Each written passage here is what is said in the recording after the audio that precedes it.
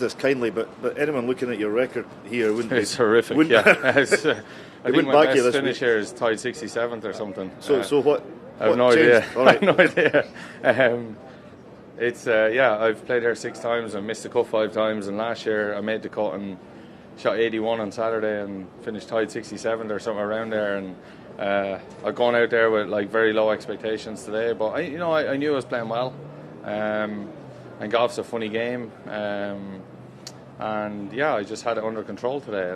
And I can give you, going back on my career around this place, I can, last year was my first year in a few years to play it, so I feel like I was a bit of a different golfer then. But it's one of these places where some people love it. I've struggled with it over the years, but I come here. It's a nice place to come. It's obviously a great tournament, a huge tournament, and I'm very happy with that today. Maybe that's the kind of score I need to shoot around here to just give myself the confidence to go out and play my game around here. What did you say in your letter for the sponsor invite? Well, I'm very fortunate. I've built up a great relationship with MasterCard over the years, and I'm an ambassador. So I was very fortunate to get an invite that way, and I'm obviously happy to get the invite, and hopefully I can take advantage of it now. Is there one thing or maybe 2 things that seem to have been the most problematic that have gotten you on this course?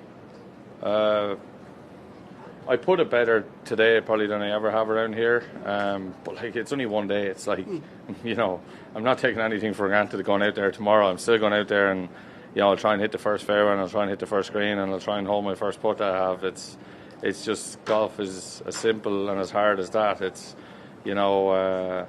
I'm not going to get ahead of myself. I think obviously we have huge tournaments coming up, and this, I did say after last week it would be a nice time to find a bit of form.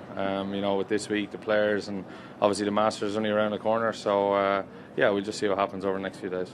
How easy did things seem between 10 and 13? Yeah, it felt. It's funny when you're out there playing and you get on a run like that. It does feel pretty easy, and then you start. I've spoken about this with my coach this week. I said, this is the type of place where you get on a run and it feels easy, but you get on a run the other way and start making bogeys, you feel like you're never going to make a par out here again. So it's like, it is one of them courses. It's kind of, it's very difficult. And look, I've probably never seen it play as easy on an afternoon as I did today. It's, it was, obviously we got a bit of rain on Tuesday night. We might got a little bit last night, and that helped us a little bit. It's normally one of the firmest golf courses we play, and I'm sure over the weekend it's going to firm up and become really difficult, but obviously 66 is a very good start.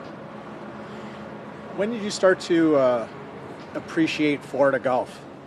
Yeah, I remember coming over here. I think my first tournament in Florida was the Honda Classic in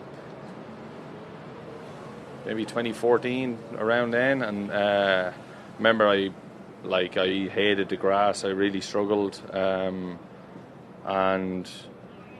thought Bermuda grass is not for me. But when I moved down to Florida and started playing more and more, week in, week out on the stuff, it's I figured out a way to do it, and I quite enjoy Florida golf now. It's probably, like, I would say that I know the course was set up easy last week, but it's probably the most difficult stretch of tournaments we play all year, the 4 Florida swings. So that's the type of golf I like.